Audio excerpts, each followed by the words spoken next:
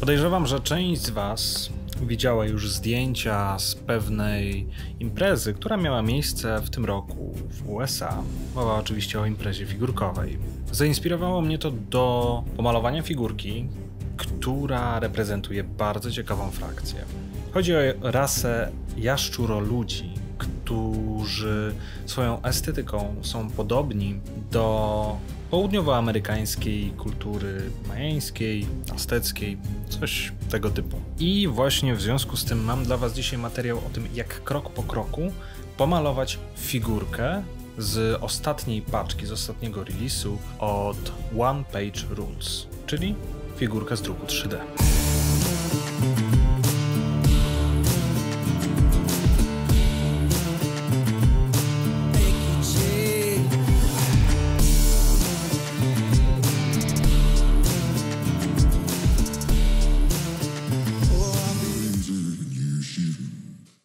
Cześć, ja się nazywam Samuel i żyję z malowania figurek. Moje przejścia z drukiem 3D były naprawdę bardzo różne. Niestety miałem taki jeden projekt, gdzie dostałem modele prosto od producenta, od twórcy. Cóż, te figurki pozostawiały wiele do życzenia, a rozjazd pomiędzy tym, co widziałem na renderze, a tym, co dostałem finalnie, był niestety ogromny. Widzicie, modele z druku 3D mają tę tendencję, że bywają źle zeskalowane pod kątem malowania. Najczęściej objawia się to tym, że detal po prostu, który mamy na modelu, jest, cóż, zbyt mały. Na renderze to wygląda fantastycznie, ale kiedy drukujemy to zgodnie z tą skalą, która jest sugerowana, nie wychodzi to tak fantastycznie.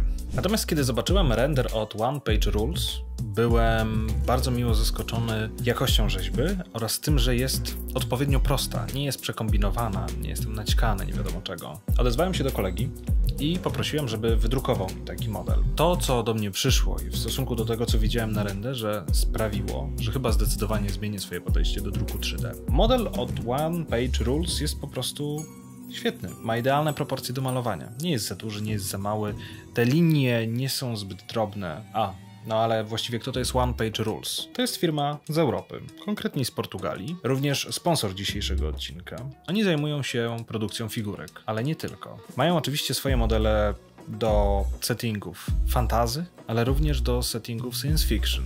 Oprócz tego też robią chociażby papierowe modele, które możecie wykorzystać w różny sposób. I piszą jeszcze własne zasady do różnych gier. Większych, mniejszych, skirmiszowych. Nie wiem jak w waszym przypadku, ale ja kiedyś jak grałem figurki, grałem tak długo, aż ilość zasad i ich skomplikowanie mnie po prostu nie przytłoczyło i nie odrzuciło od grania. A jak sama nazwa wskazuje, One Page Rules stara się to wszystko maksymalnie uprościć, żeby satysfakcja z gry była po prostu większa, a żebyście wy nie siedzieli w podręcznikach, wertując cały czas tonę zasad bądź różnych wyjątków. Tak jest chyba po prostu lepiej, tak mi się wydaje. A co do samych modeli, to cóż, jeżeli teraz się zapiszecie na tą paczkę, a możecie to zrobić chociażby poprzez ich Patreona, to dostajecie modele do frakcji Saurian oraz Eternal Dynasty.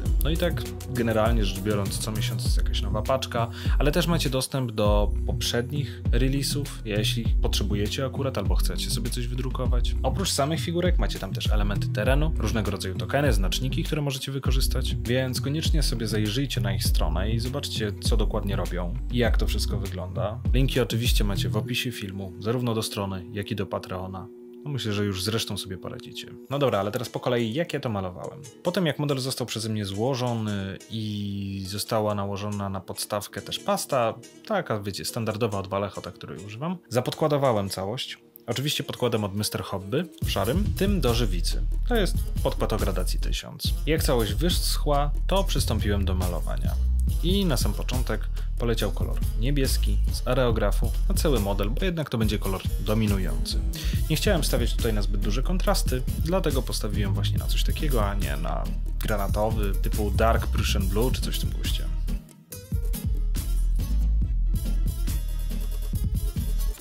Następnie wziąłem jaśniejszy kolor, błękitny i tym kolorem pomalowałem model od góry, po to, żeby zrobić jakieś takie podstawowe, proste cieniowanie.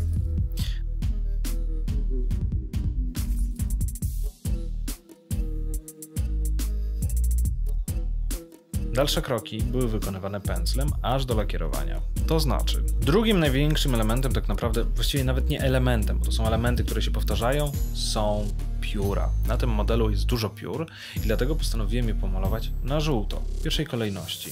Też jakoś wybitnie nie przyjmowałem się kryciem, ponieważ farba, której użyłem, akurat ma tendencję do tego, że kryje całkiem dobrze i wiedziałem, co będę dalej robić, to znaczy wiedziałem, że będę to jeszcze washować i glazować, ale o tym za chwilę.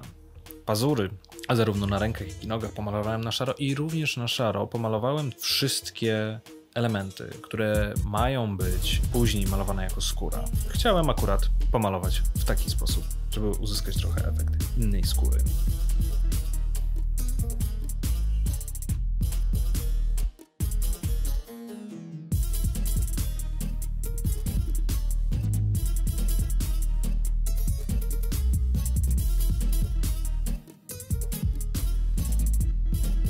Oraz sięgnąłem po turkusy, którymi stwierdziłem, że chcę dodać po prostu trochę koloru na kablu, który łączy pas tego bohatera wraz z jego bransoletą oraz na elemencie ozdobnym, jakiejś chustce czy czymś takim właśnie na tej lasce. No i postanowiłem pomalować jeden element na lasce tak, jakby był po prostu z jakiegoś być może kamienia turkusowego, coś w tym guście.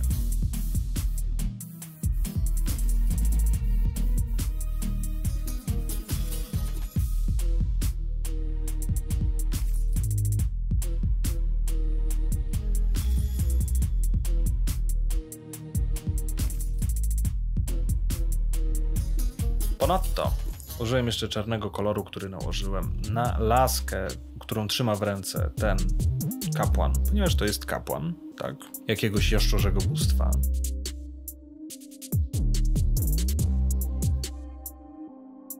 Ostatnim kolorem, jaki został przeze mnie nałożony na model, jest złoty, który po prostu zrobiłem mieszając dwie farbki ze sobą z linii Game Air. Oczywiście złoty został nałożony na wszelkiego rodzaju biżuterię i elementy ozdobne, tak naprawdę wszystko, co pozostało mi na tej figurce.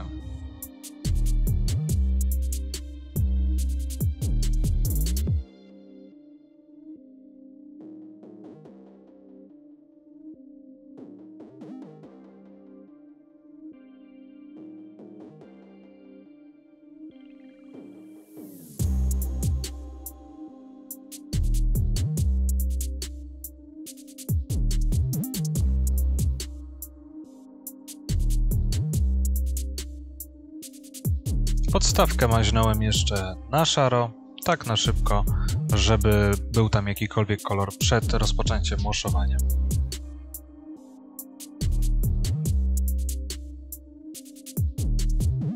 Na to wszystko wylądował Sidolux, który, jak już pewnie wiecie, ma to do siebie, że jest fantastycznym lakierem błyszczącym, który można zarówno nakładać pędzlem, jak i aerografem. Ja oczywiście zrobiłem to przy pomocy aerografu, bo tak jest mi po prostu szybciej. I w ten sposób przygotowałem powierzchnię pod dalsze washowanie. No właśnie, dalsze washowanie. Moi drodzy, tym razem postanowiłem, że z racji na to, że ten model ma bardzo dużo fajnych detali, nie chciałem ich zalać zwykłym washem, więc postawiłem na wasze błyszczące. Ale nie miałem odpowiednich kolorów, takich gotowych, więc zrobiłem sobie je sam, z Sidoluxu. Jak to działa? Biorę sobie jakąś suchą paletkę i leję do każdego takiego otworu, w którym mogę coś sobie wymieszać, 8 kropel Sidoluxu. Oczywiście wcześniej musi być wymieszany, zawsze to mieszajcie, każdy lakier. I na każde 8 kropel szła jedna kropla tuszu, inka. Ja używam akurat inków Vallejo, bo takie mam i sprawdzają się odpowiednio dobrze. I użyłem do tego celu inka niebieskiego, inka czarnego oraz inka, który nazywa się Skin Wash. I jest taki fajny, brązowy, ciepły kolor. Idealny do washowania złota. No i właśnie, cały model został zwaszowany tymi inkami. Złoto oczywiście tym Skin Washem. Pomieszałem niebieski i czarny ink i taką mieszanką właśnie malowałem skórę. Skin Wash, w sensie ink ten zrobiony, wash ten brązowy idealnie też nadał się na to, żeby podkreślić detale piór. No bo wiecie, taki ciepły brąz fajnie siada po prostu na żółtym.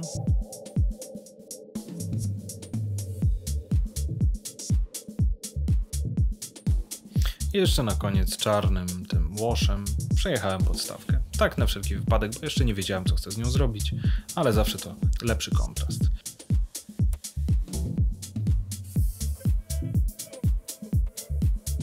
Po tym jak to wszystko wyschło, co nie zajęło jakoś wybitnie dużo czasu, całość została spryskana satynowym lakierem po to, żeby wszystko wyrównać, no i móc na tym dalej pracować. Źle się pracuje na błyszczącej powierzchni. A zacząłem od tego, że nałożyłem na pióra glaze z farb transparentnych, pomarańczowej i zielonej, w taki sposób jak zwycięska praca z tamtego konkursu. Chciałem uzyskać bardzo podobny efekt i byłem ciekaw, czy mi się to uda. Całkiem dobrze się to nadawało, wystarczyło tak naprawdę przejechać dół pióra, czyli ten element, który pierwotnie był wetknięty w ptaka, z którego pióra pochodziły, bardziej na zielono, a drugą stronę bardziej na pomarańczowo.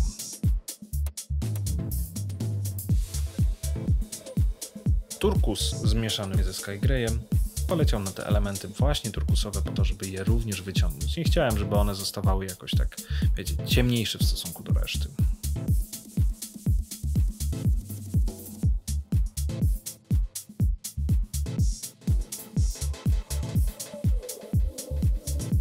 Pióra oczywiście były przeze mnie rozjaśniane żółtym. Po prostu tym samym kolorem, którego używałem wcześniej, ponieważ on został odpowiednio przyciemniony przez glazy i washa. Washa mniej, glazy bardziej go przyciemniły.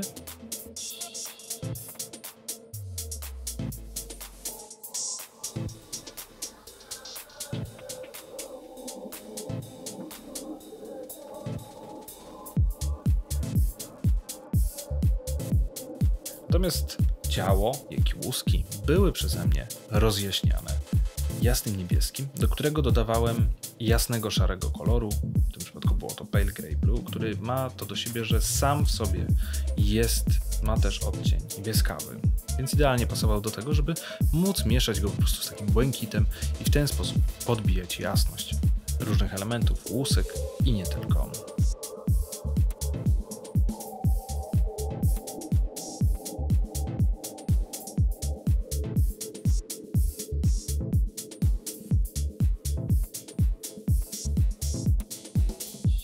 Elementy skórzane postanowiłem zrobić beżami. No i tutaj akurat szedłem przez medium grey,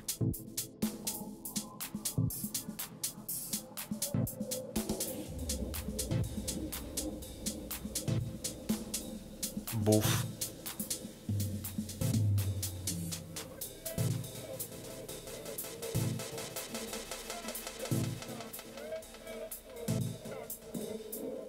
aż dotarłem na samym końcu do Ivory, który jest bardzo, bardzo jasnym beżem. W ten sposób uzyskując efekt takiego trochę zużytej skóry. Wiecie, jak to wygląda, nie? Często wam to pokazywałem. Sky Grey, czyli jasny szary, taki neutralny, poleciał po prostu na pazury.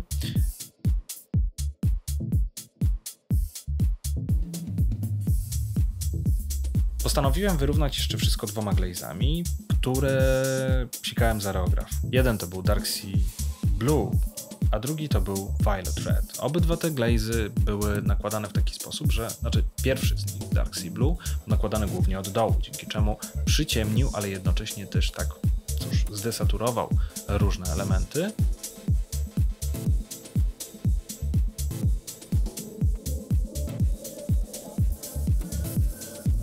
Violet Red był nakładany bardziej z przodu, bardziej od góry, po to, żeby dorzucić jeszcze dodatkowy kolorek właśnie na tej jego dosyć monochromatycznej skórze. Całość niestety wywiera też taki efekt, że jednocześnie przyciemnia dużo różnych rzeczy, których niekoniecznie chcielibyśmy mieć przyciemnione, dlatego też zdecydowałem się przywrócić nieco blasku pewnym elementom. Zdecydowanie starałem się przywrócić blask skórze, zwłaszcza na różnych miejscach, gdzie znajdowały się łuski. Nie chciałem, żeby były aż tak totalnie przyciemnione. Efekt glazowania ma to do siebie, że sprawia, że ta figurka wygląda nieco bardziej, nazwijmy to, realistycznie. Trochę te cienie w ten sposób można zrobić i to po prostu ciekawsze jest dla oka.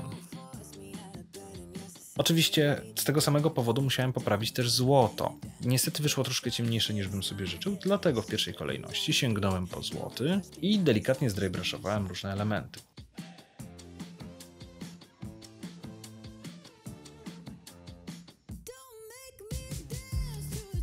Doszedłem do wniosku, że niestety to przydaje zbyt mało blasku w pewnych punktach, dlatego sięgnąłem po srebrny, całkiem dobrze nadaje się do tego typu zabiegów i jeszcze delikatnie rozjaśniłem niektóre elementy.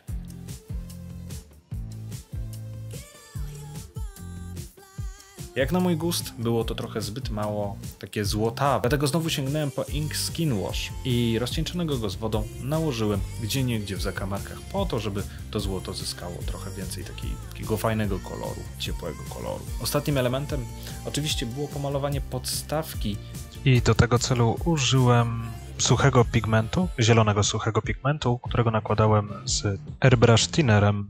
Taka mieszanka ma to do siebie, że ma bardzo ostre krawędzie, dlatego przy pomocy wody jakby rozprowadziłem trochę ten pigment po podstawce, jednocześnie łagodząc taki efekt i dodając mu nieco naturalności. W tym momencie zostało jedynie zagospodarowanie jej w dużej mierze, w dużej ilości trawką statyczną oraz tuftami, które miały symbolizować krzaczki po prostu, czegoś, co wystaje spoza tej standardowej trawy, no i rancik na czarno.